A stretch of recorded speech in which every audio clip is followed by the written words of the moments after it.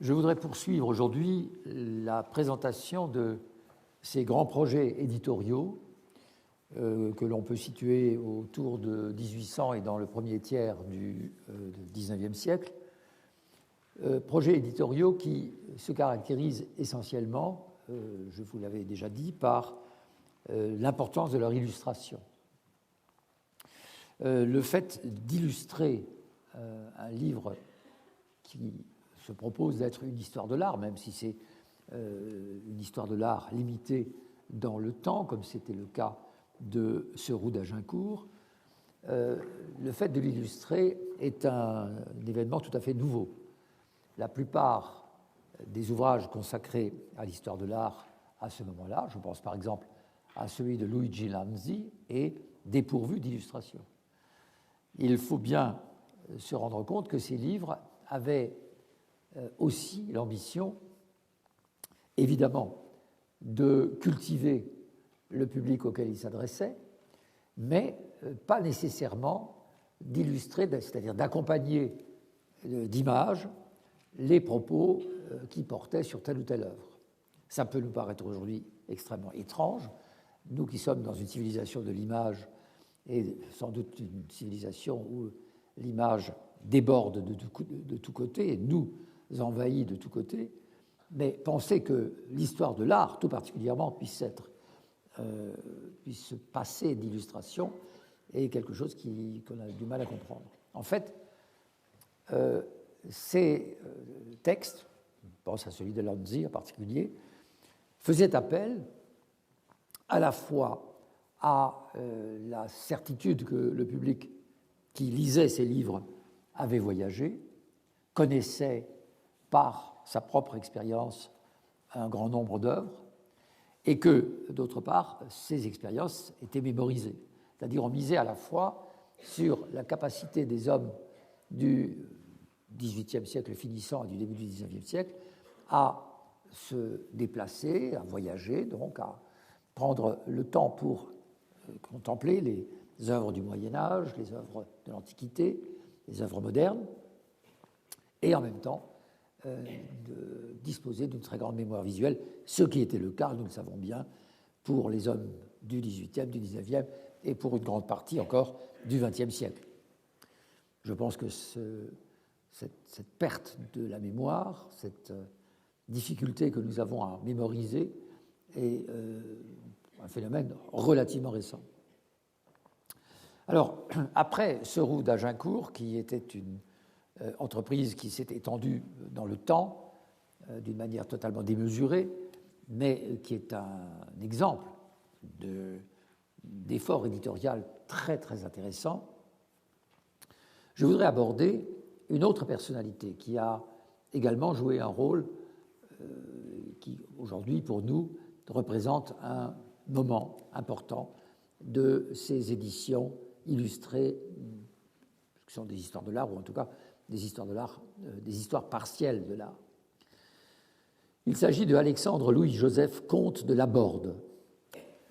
Le comte de Laborde était un homme politique qui a fait une carrière militaire importante. Il s'est trouvé notamment dans l'armée impériale de Joseph II à Vienne.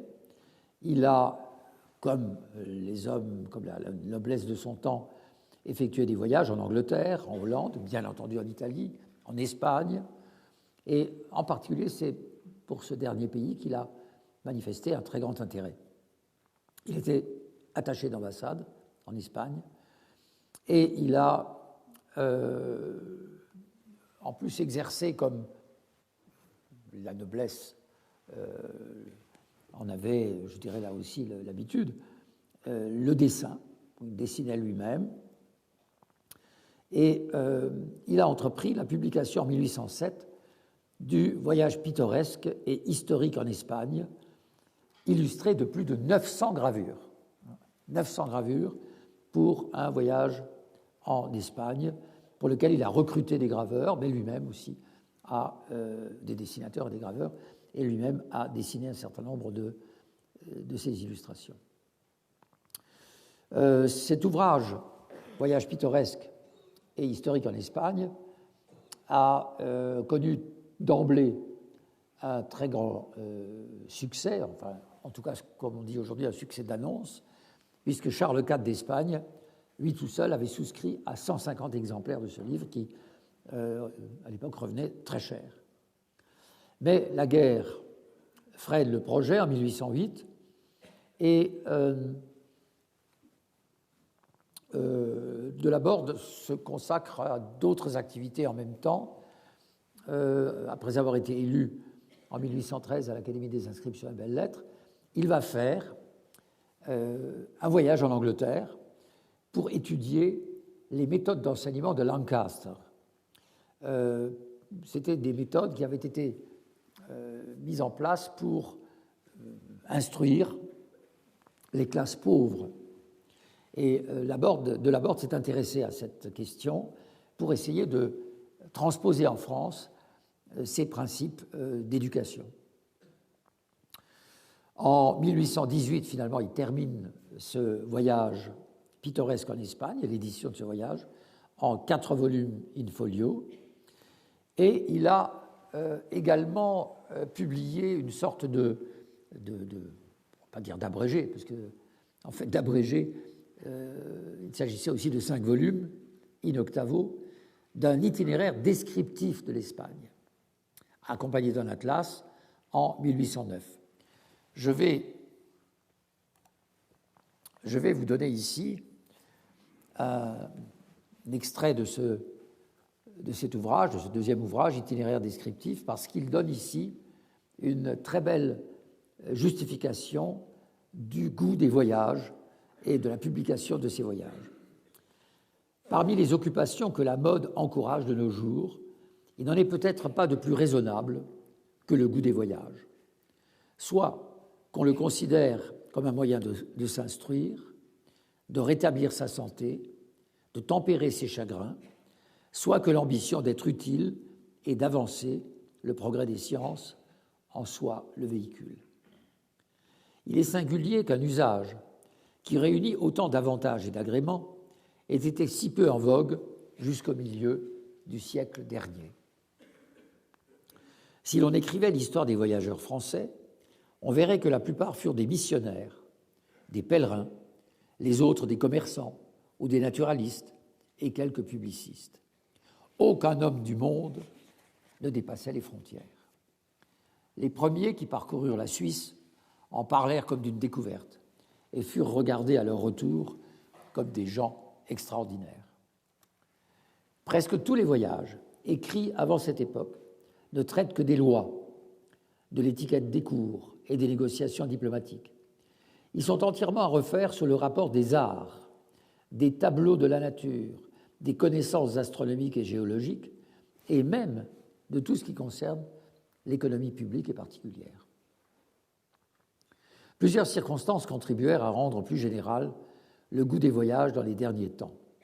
La guerre d'Amérique obligea beaucoup de Français à voyager dans les provinces anglaises de ce pays et leur donna l'envie d'en connaître la langue et les coutumes. Les idées philosophiques qui se développaient alors et l'étude de différentes branches de l'administration tournèrent l'attention vers l'Angleterre, dont on voulut adopter les lois, les usages et les améliorations en tout genre. D'un autre côté, le goût des arts, qui s'introduisit dans la société vers la fin du règne de Louis XV, la découverte d'Herculanum et de Pompéia inspirèrent le désir de connaître l'Italie et la Grèce. Enfin, la poésie descriptive, si à la mode depuis 30 ans, développa les grandes beautés de la nature et apprit à en sentir tout le prix. Une sorte de prestige se répandit alors sur les monuments de l'Antiquité, sur ceux de la Renaissance des arts et sur les sites pittoresques des pays de montagne.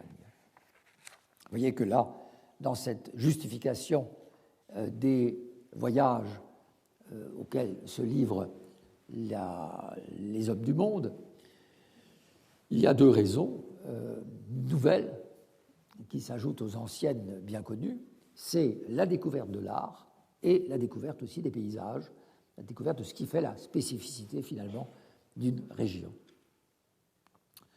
Alors, dans son ouvrage principal, dont je vais dire quelques mots maintenant, il ne parle pas de voyage, ce n'est pas l'objet de son livre, encore qu'il a parcouru la France dans tous les sens pour pouvoir réunir toute cette immense documentation.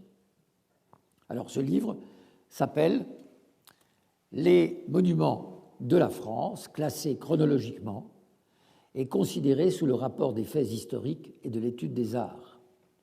Alors il y a eu 45 livraisons in folio à partir de 1816 jusqu'en 1836-37. Ça veut dire que pendant 20 ans, se sont succédés ces publications, évidemment à un rythme extrêmement irrégulier. Alors ce qu'il importe de savoir, c'est que c'est seulement avec le dernier fascicule, donc paru dans l'année 36-37, qu'a été ajoutée une introduction à l'étude des monuments historiques de la France. Et la plupart du temps, cette introduction, lorsque les propriétaires de ces fascicules les ont fait relier, ont placé cet avant-propos au début du livre. Mais chronologiquement, c'est évidemment une erreur. Cela nous induit en tout cas en erreur, car cela voudrait dire que le texte dont je vais vous lire ici des passages serait de 1816 et non pas de 1836. Or, ce texte ressent indiscutablement de l'influence de Arcis de Caumont et en particulier des écrits d'Arcis de Caumont de 1831, dont je vous ai déjà longuement entretenu. Alors voici l'avant-propos, ou plutôt un extrait de l'avant-propos du Comte de Laborde des Monuments de la France. Ces différents styles donc, qui caractérisent les monuments qu'il va décrire ont subi avec le temps de notables altérations. Mais ces changements n'ont pas de date précise, comme la réunion d'un comté ou d'une province. Ainsi, l'on ne sera pas étonné que, dans la classification des monuments, nous ne nous astreignions pas aux divisions que nous avons dû admettre en écrivant l'histoire géographique de la France. Nous avons détaillé ailleurs le caractère et les ornements propres à chaque style. Nous éviterons ici des redites inutiles. D'ailleurs, la description des monuments nous donnera occasion d'entrer dans de nouveaux détails que l'on lira avec plus de fruit, ayant la gravure sous les yeux. Nous nous bornerons à indiquer les 3 époques de nos divisions principales. Première époque, style roman jusqu'au XIIe siècle. Deuxième époque, style ogivique du XIIe au XVIe siècle. Troisième époque, style de la Renaissance du XVIe siècle jusqu'à nos jours. Alors, au fond, cette périodisation est tout à fait satisfaisante. Elle est rudimentaire, évidemment, mais elle est satisfaisante dans la mesure où déjà le style roman reçoit une assignation chronologique qui va jusqu'au XIIe siècle, même si ses débuts sont un petit peu nébuleux. La terminologie employée pour désigner le style gothique, style ogivique, est quelque peu barbare, et il la place assez justement du XIIe au XVIe siècle. En effet, déjà, les grands monuments gothiques disons en gros, du dernier tiers du XIIe siècle sont ici pris en compte, et il est vrai que, selon les régions, au XVIe siècle, le gothique est encore employé. Et enfin, troisième époque, il dit style de la Renaissance, on pourrait dire style classique de la Renaissance jusqu'à ses propres contemporains.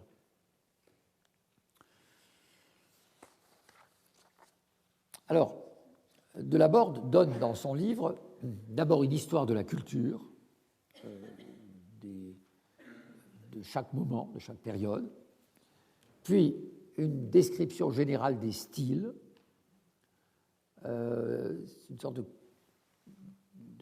carte d'identité générale de ce qu'on peut rencontrer comme style à chaque moment de ces cultures.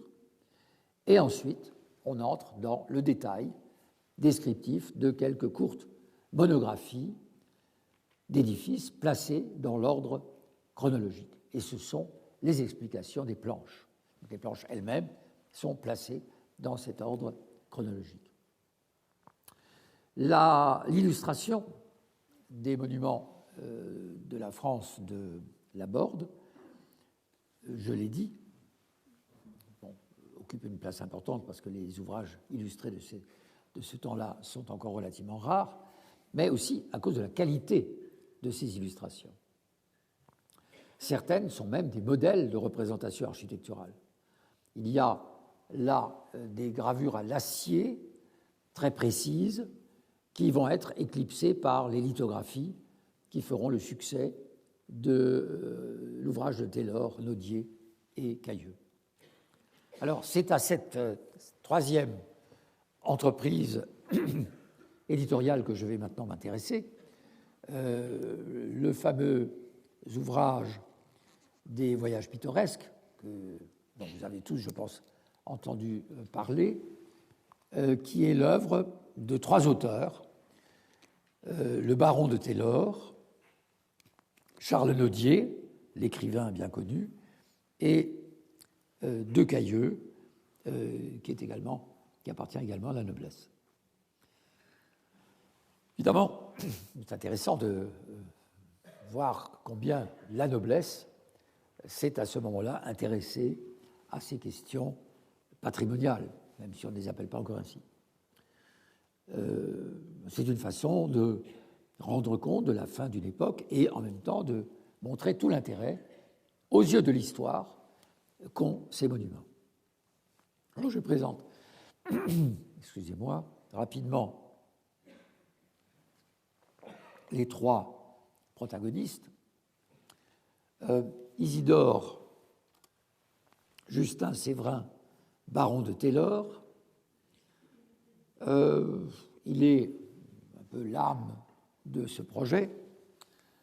Il a suivi lui-même une formation de peintre auprès de Suvet et dès 1811, il a entrepris des voyages en Flandre, en Allemagne, en Italie. Il a également mené une carrière militaire et puis, dans un deuxième temps, il a visité l'Allemagne, encore une fois, la Hollande et l'Angleterre. Alors, il a fait une carrière assez curieuse. Il a été nommé en 1825 commissaire royal au Théâtre français. C'était en fait un esprit qui, sur le plan intellectuel, était extrêmement ouvert. Et c'est un des grands défenseurs du mouvement romantique. C'est lui qui a fait représenter Hernani. Donc, vous voyez l'importance du personnage, même si ce n'est pas évidemment de lui qu'on parle lorsqu'on évoque Hernani.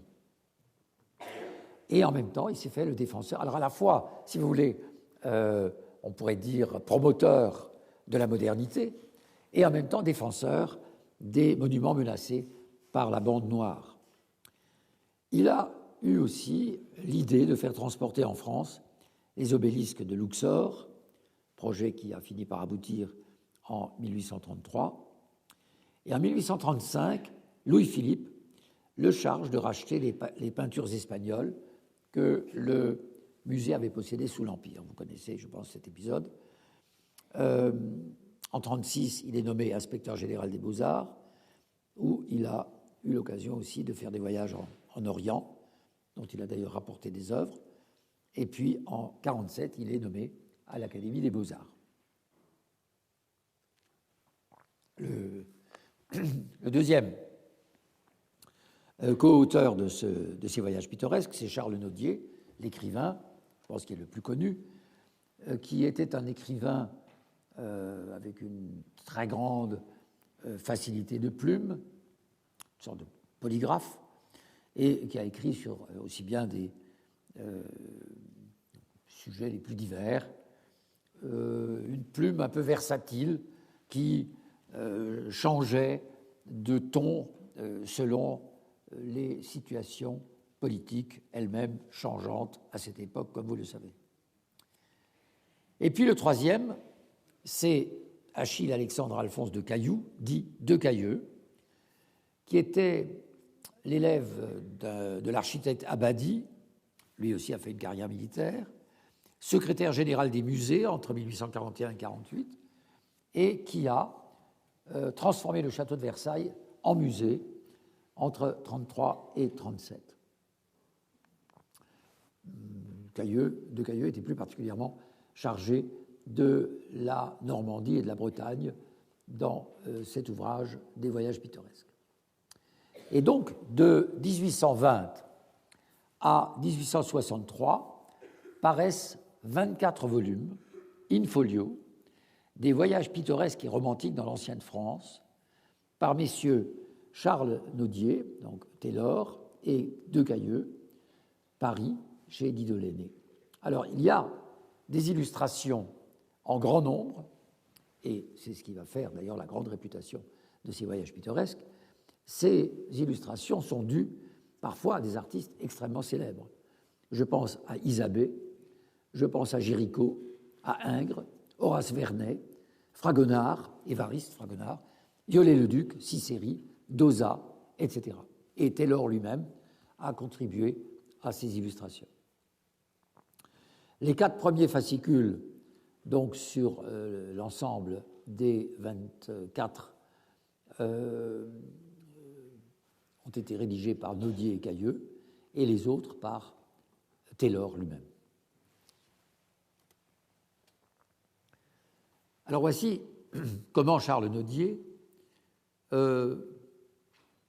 parle de ce projet à l'occasion du volume du début consacré à la Normandie. Les monuments de l'ancienne France ont un caractère et un intérêt particuliers. Ils appartiennent à un ordre d'idées et de sentiments éminemment nationaux et qui cependant ne se renouvelleront plus.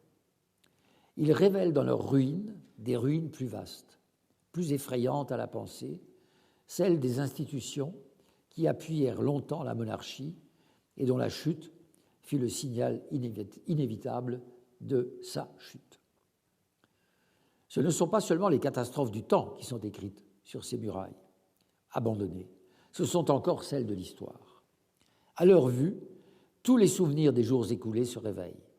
Les siècles entiers, avec leurs mœurs, leurs croyances, leurs révolutions, la gloire des grands rois et des grands capitaines, semblent apparaître dans ces solitudes.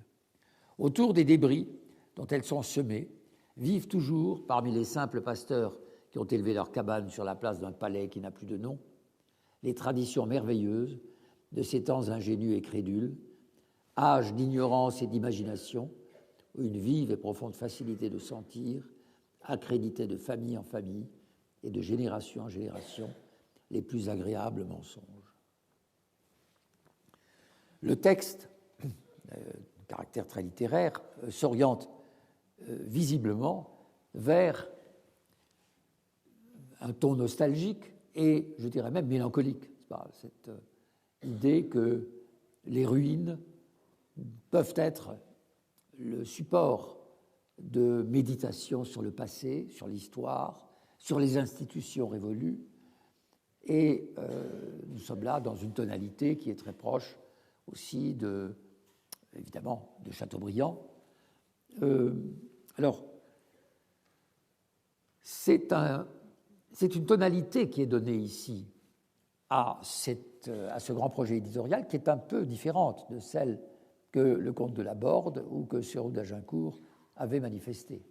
Cette idée qu'au fond, c'est aussi une thématique poétique, c'est lié à l'imagination de celui qui peut, à partir de la contemplation des monuments ruinés, ou fortement altérés en tout cas, aller à la rencontre du passé. Un peu plus loin, il écrit « Quant à nous, derniers voyageurs dans les ruines de l'ancienne France, qui auront bientôt cessé d'exister, nous aimons à peindre exclusivement ces ruines dont l'histoire et les mystères seraient perdus pour la génération prochaine.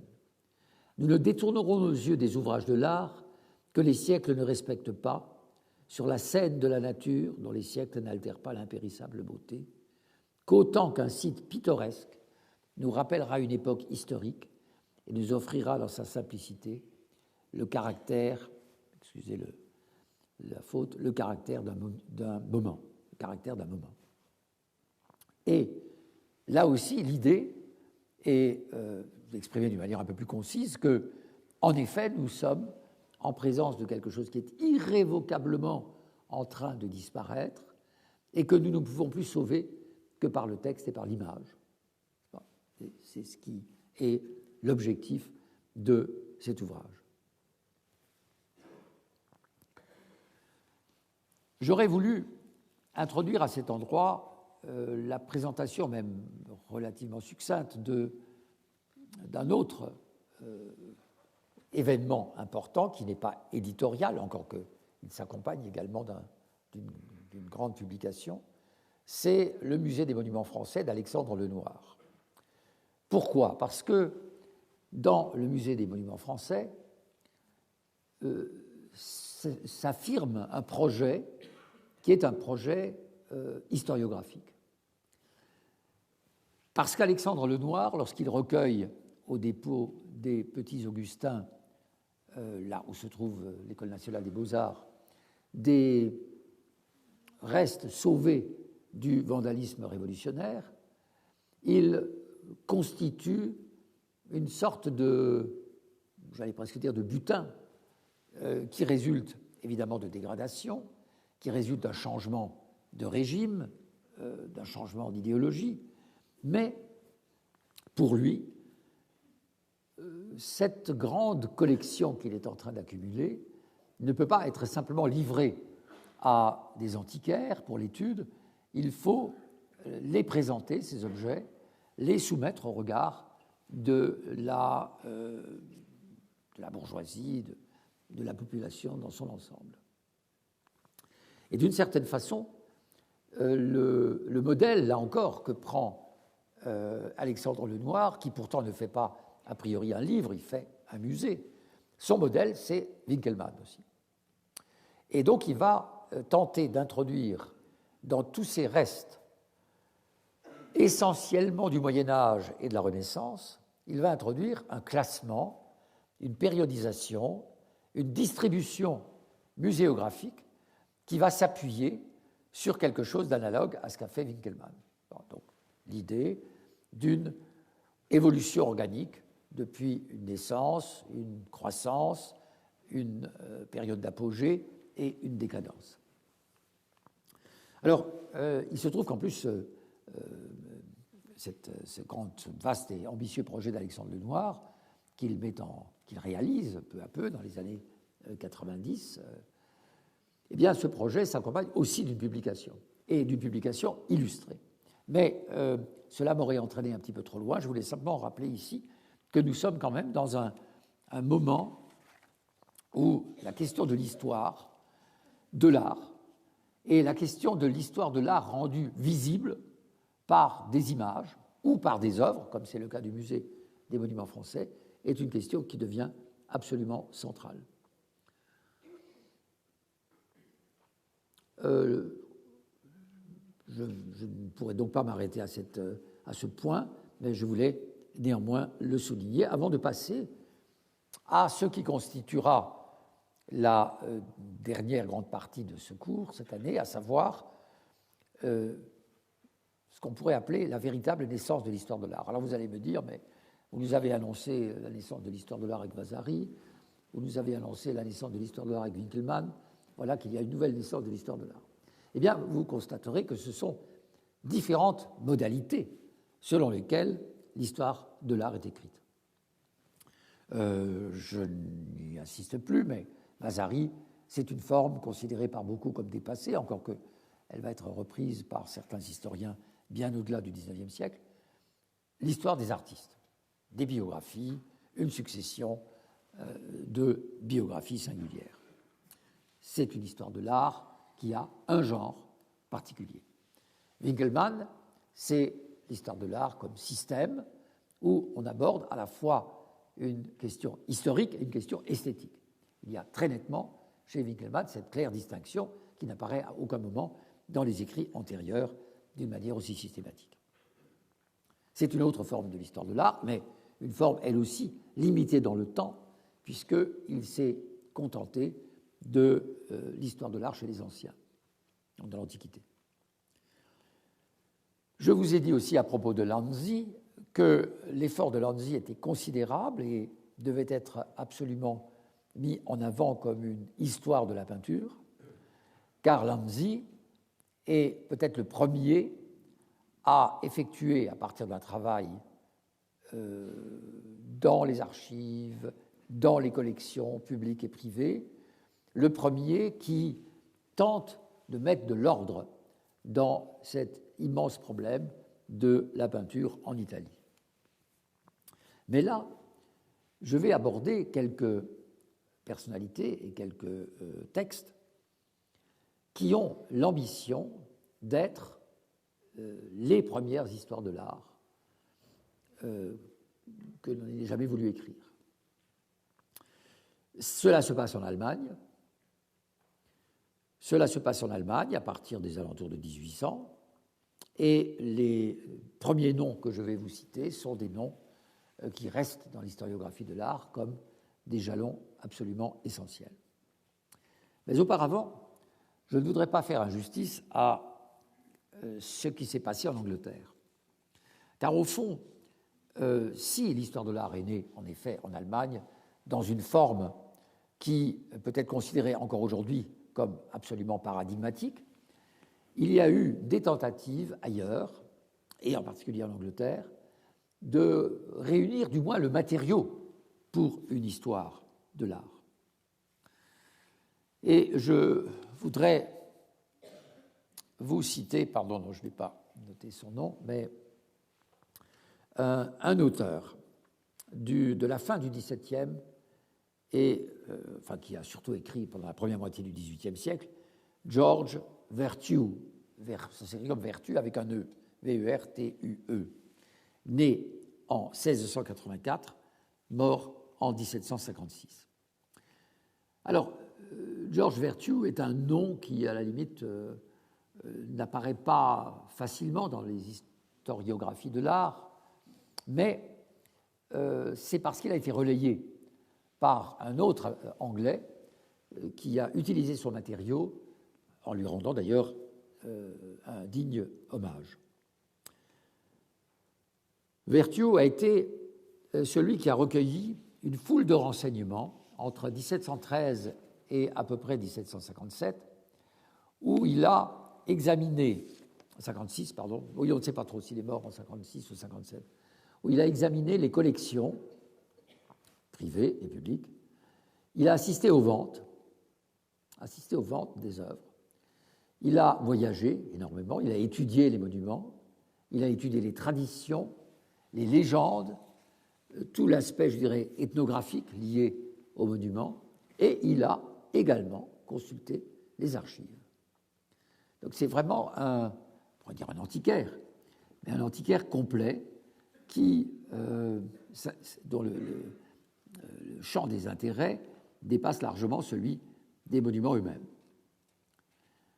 Alors, en 1736, il a composé un début d'une histoire de l'art, mais qui ne va être publié qu'en 1870, donc bien après sa mort. Il a écrit à ce moment-là une dissertation sur le monument d'Édouard le Confesseur dans une publication qui s'appelait Archaeologia, et il a accumulé des notes dans des carnets, parfois des notes biographiques sur des artistes anglais du XVIIe siècle, et toute cette accumulation d'une immense documentation aurait dû constituer une histoire de l'art anglais. En fait, ces carnets sont restés inédits, encore une fois, sauf quelques publications ponctuelles, comme celle sur le tombeau d'Édouard le Confesseur. Ces carnets sont recueillis ensuite par un Anglais qui est resté beaucoup plus célèbre que Vertue, qui s'appelle Horace Walpole, Walpole, W-A-L-P-O-L-E, qui les a utilisés pour rédiger à son tour un ouvrage qui s'appelle Anecdotes on Painting in England, qui sont en fait la première histoire de l'art anglais. Alors, voilà pourquoi il faut dissocier les deux auteurs. L'un, c'est celui qui a vraiment accumulé les notes sans lequel toute cette période du XVIIe siècle restait quasiment obscure. Et le deuxième, c'est celui qui en a fait un ouvrage au titre très modeste, puisqu'il s'agit uniquement de courts récits, d'anecdotes sur la peinture, mais qui sont en fait une histoire de l'art anglais, la première histoire de l'art anglais. Walpole se caractérise par sa grande objectivité, même s'il y a évidemment une assez grande quantité d'erreurs. Et pour donner un exemple de cette objectivité, il dit à un moment donné que les meilleurs artistes qui ont travaillé en Angleterre étaient étrangers, Holbein et Van Dyck. Donc, il n'y a absolument là aucun sentiment nationaliste. En même temps, il reconnaît le génie de Hogarth, le considérant comme l'équivalent d'un Molière, c'est-à-dire Hogarth comme critique sociale, évidemment. Je cite juste un bref passage des notes de Vertue lorsqu'il avait le projet de publier une sorte de musée de la peinture anglaise, donc dont s'est servi Walpole. Voilà là, le passage de Vertue. Cette œuvre, donc qu'il envisage d'écrire, sera une grande fondation conçue pour une œuvre bien plus complète ultérieurement, lorsque, comme il est à espérer, les vrais encouragements du public amèneront les professeurs d'art indigènes à une perfection plus élevée qu'aucune autre nation ou partie de l'univers. Donc il veut en fait rassembler des renseignements sur l'histoire de la peinture pour composer une sorte de musée, j'allais dire, de papier, destiné à l'enseignement des artistes anglais. Mais, comme je l'ai annoncé tout à l'heure, c'est en Allemagne, vers la fin du XVIIIe déjà, surtout au début du XIXe, que vont se manifester les premières tentatives et les premières ambitions pour écrire une histoire de l'art. Alors le premier de ces historiens qui doit être traité d'une manière un petit peu, j'allais dire presque un peu marginale. Il peut revendiquer d'être le premier historiquement, mais vous allez voir que sa méthode est encore loin d'atteindre la perfection de ses successeurs. Il a néanmoins joué un grand rôle, pour des raisons didactiques en particulier, parce qu'il était professeur à Göttingen.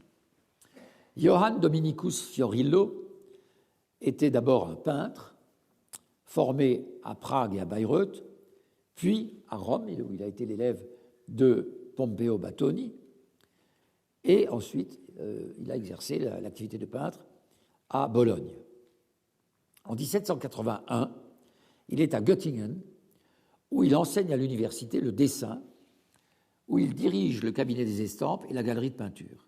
Et il est bientôt professeur d'histoire de l'art, puis en 1813, professeur de philosophie. Il a d'abord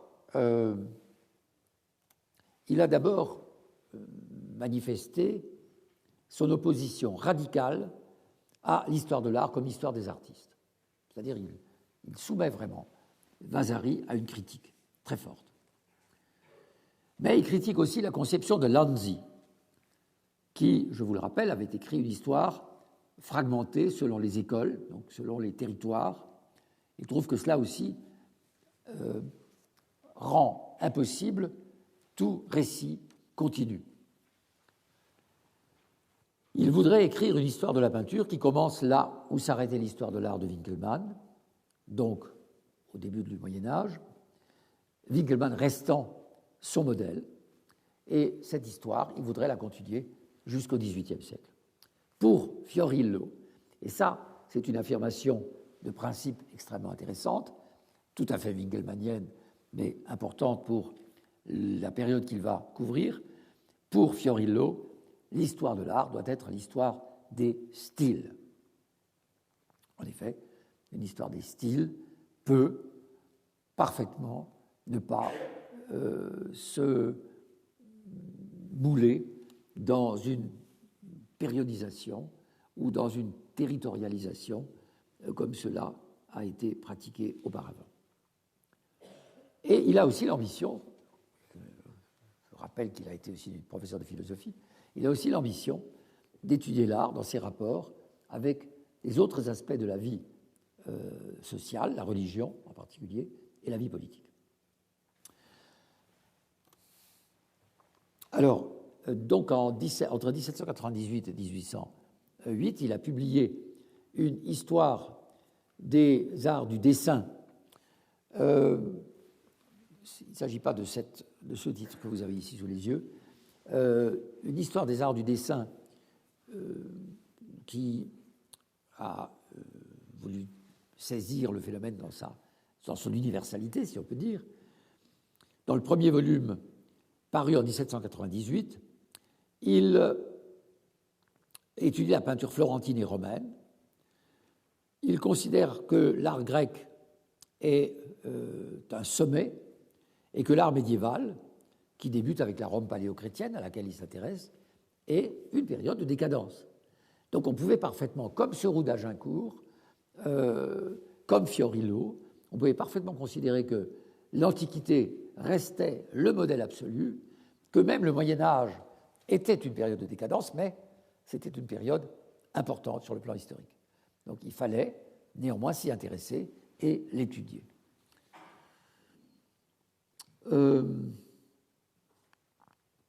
Alors, pour Fiorillo, il y a 3 phases de la peinture moderne qui débutent, la peinture moderne elle-même, débute au XIIIe siècle, de Cimabue à Raphaël, de Raphaël au Carasch et des Carasch à Mengs.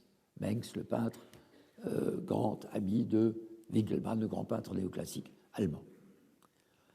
Raphaël est pour Fiorillo le sommet de l'art, égal au plus grand sculpteur de l'Antiquité grecque, qu'il ne connaissait évidemment qu'à travers les copies romaines. Alors ça, c'est un point très important, cette exaltation de la figure historique et artistique de Raphaël. Raphaël va jouer un rôle tout à fait déterminant dans la sensibilité romantique en Allemagne, notamment chez un auteur comme Wackenroder, dont je vous ai déjà parlé, chez un écrivain comme Tieck et chez bien d'autres.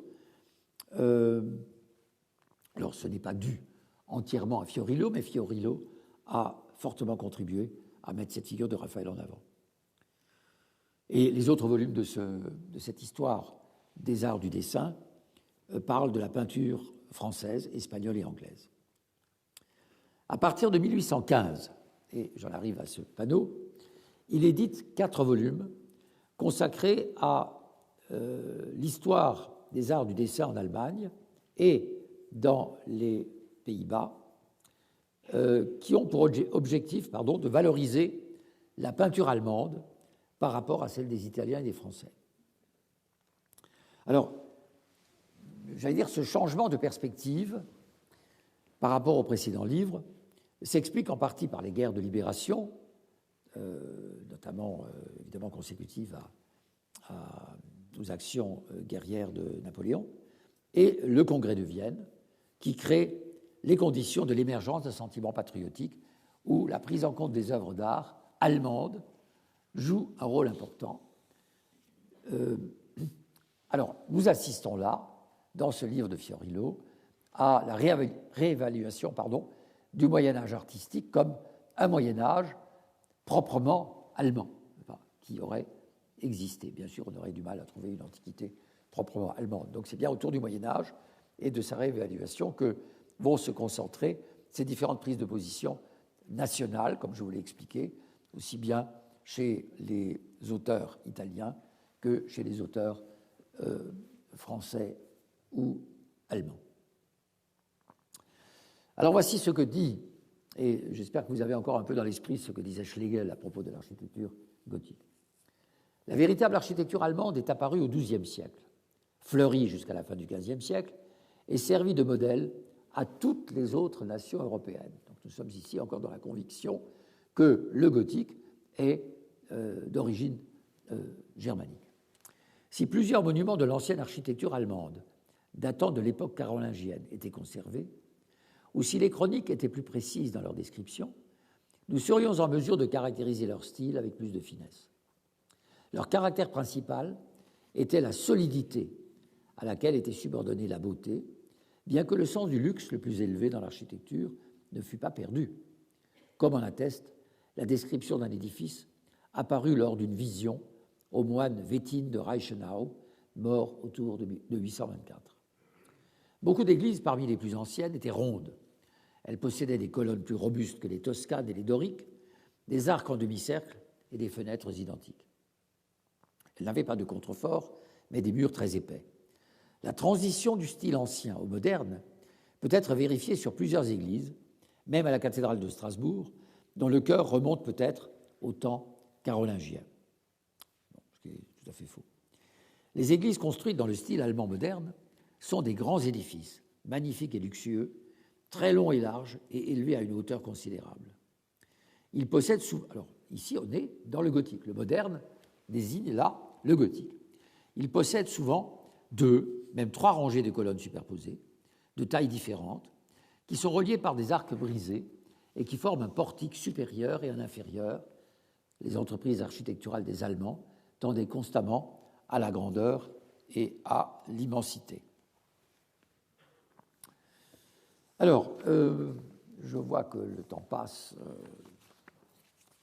plus vite qu'il ne faudrait pour moi, mais je voudrais quand même attirer votre attention sur l'appréciation qu'il donne, non plus de l'architecture gothique, vous avez vu ici comment il la caractérise, mais aussi de la peinture médiévale allemande.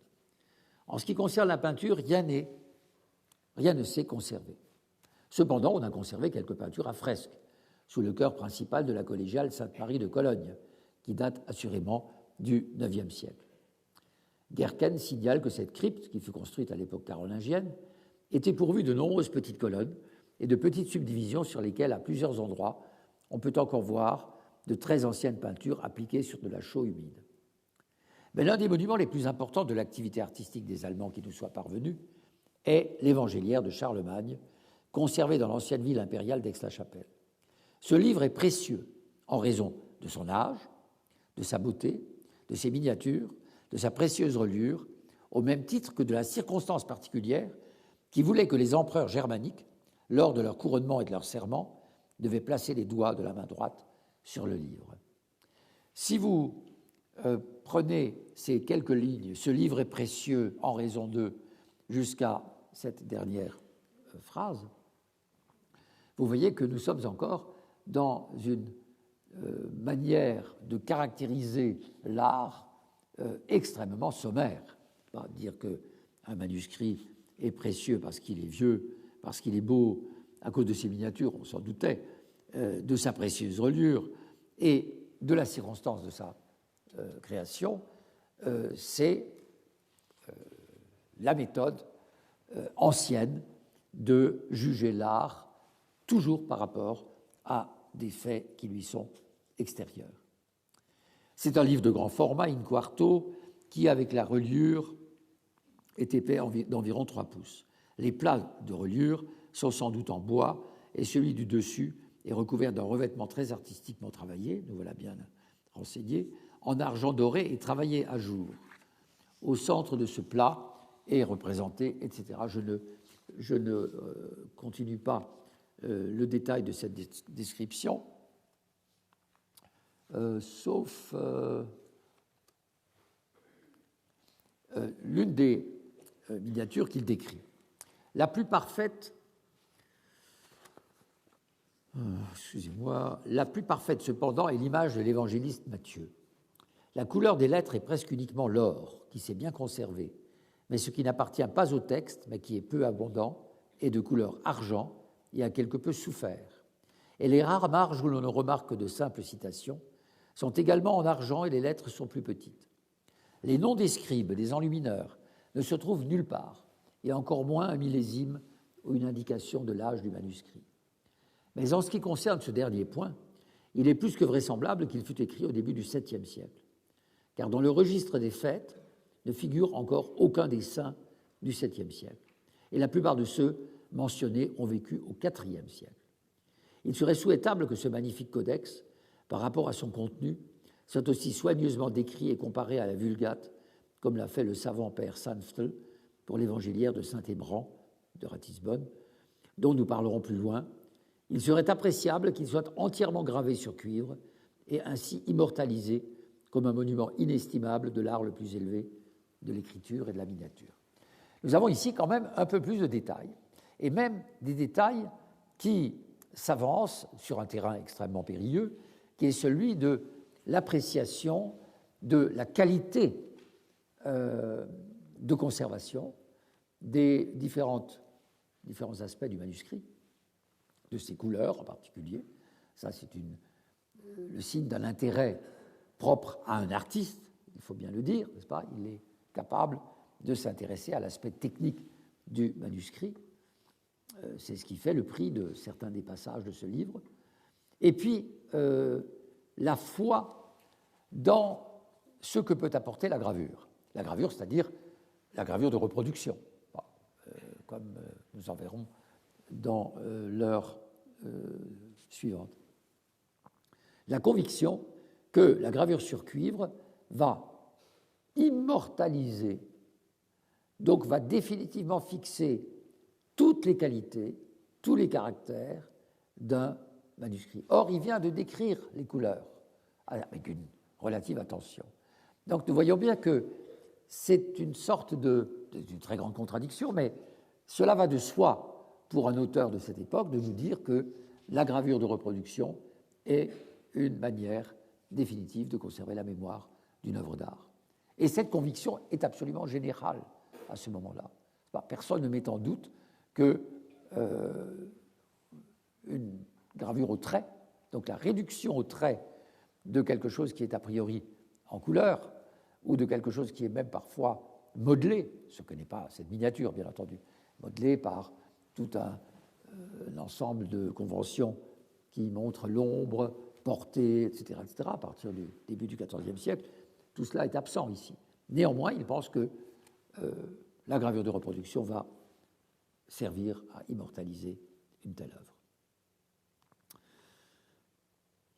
Et puis, je voudrais, encore pendant les quelques minutes qui me restent, aborder la personnalité qui va constituer une rupture absolument décisive avec ce type d'histoire de l'art dont Fiorillo est encore le représentant.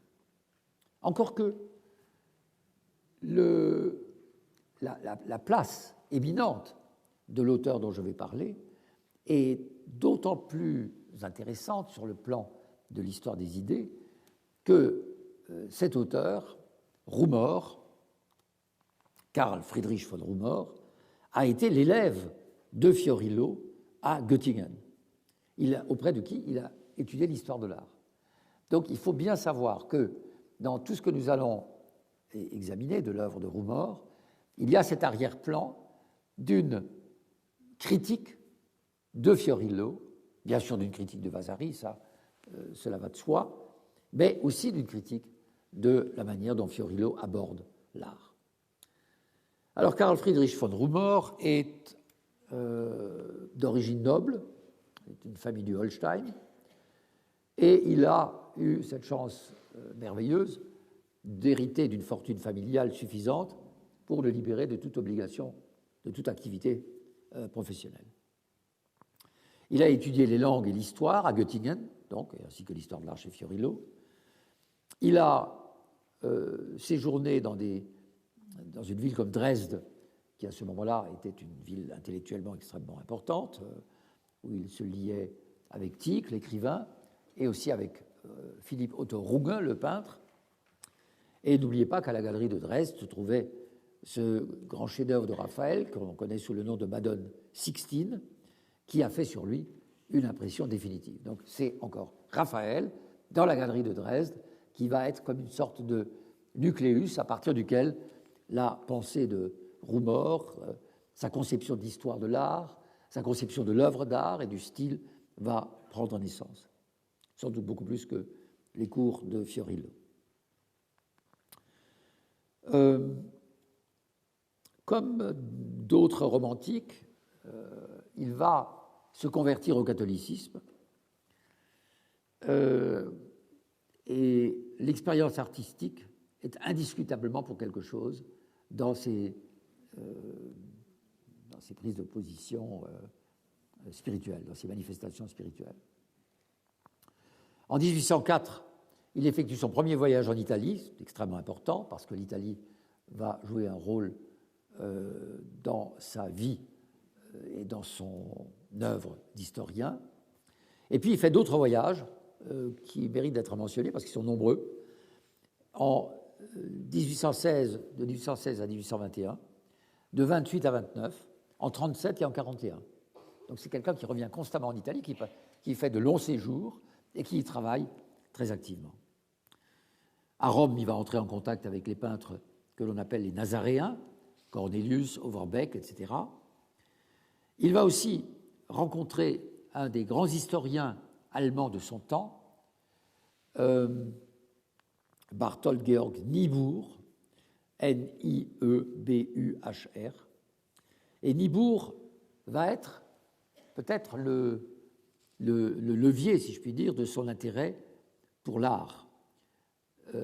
Non pas de son intérêt général pour l'art, ça c'est sans doute l'expérience esthétique de la galerie de Dresde, mais de son intérêt pour les sources, pour l'étude des textes, quand on veut étudier l'histoire de l'art. Donc c'est un historien de l'importance de Niebuhr qui lui a enjoint d'étudier ses sources, ce qu'il a fait justement lors de ses voyages en Italie. Il a travaillé sur les archives de Rome, de Florence, de Milan, de Sienne, de Pérouse, de Mantoue. Il a travaillé d'une manière extrêmement critique sur les vies de Vasari, crayon à la main. Et de son vivant, la réputation de Rumor est allée tellement loin qu'il a été considéré comme le Winckelmann moderne. Le philosophe Hegel l'a signalé comme le meilleur spécialiste de l'art postérieur à l'Antiquité, et il a également exercé une activité que beaucoup d'hommes de son temps ont exercée parmi les historiens de l'art, aussi bien en France qu'ailleurs.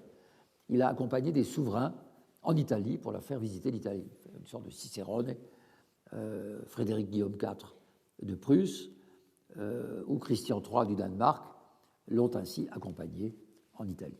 Ou plutôt c'est lui qui a accompagné, évidemment, ces souverains en Italie.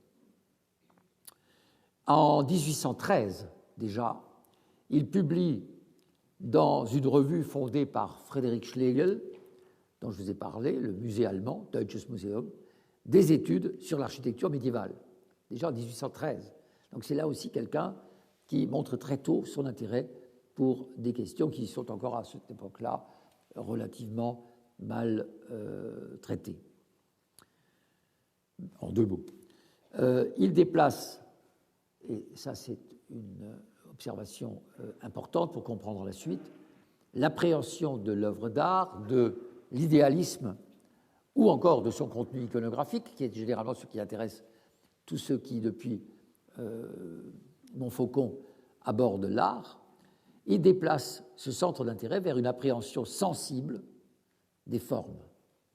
À la fois, donc, il se présente comme un homme d'une très grande sensibilité artistique, indiscutablement, mais qui met aussi l'accent sur tout l'aspect technique des œuvres et sur la question de la forme.